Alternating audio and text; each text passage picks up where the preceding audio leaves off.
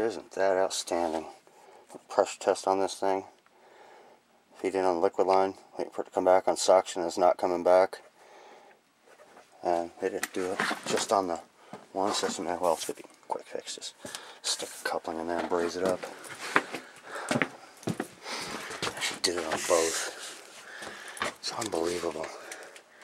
You can't tell me some guy ran these lines, went through all the trouble of hooking it up, brazing it in, and didn't see that. Outstanding. That was easy to do, and 5 minutes of my life I won't be getting back. And heck, while I'm at it, I'll fix the sensing bulb. We went to about leaving securing strap behind. But that's just unacceptable. Pretty bad. Oh, and my neat little pickup tool makes scavenging extra screws even easier than ever. That's fairly painless.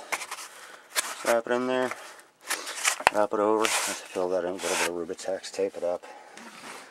And while I'm up here, I'm emptying up final gas too. Might as well finish off this one proper. The guy left me the strap, so what the hey. And I kind of failed to mention, what you really need is a really small piece of Rubitex. Chunk it out with a duck knife. But once you get the rest of that taped in, and I'll get that taped too, and use this really small piece here, tape that over, and what I did is I pinch each end of the sensing bulb to keep air from migrating into that space and tape it over, nice and airtight. The sensing bulb is right against the copper, no tape touching copper. It takes a couple extra moments. It's really not that difficult. I'll be up inside for a while. I got gas pipe to do, and one system vacuuming, and this other system's got a vacuum, so yeah, I got time. There we go. I'll weld it in. Insulated copper, that's tight, and get the zoom going here. The other one looks at least as bad, but it's tight, reasonably neat.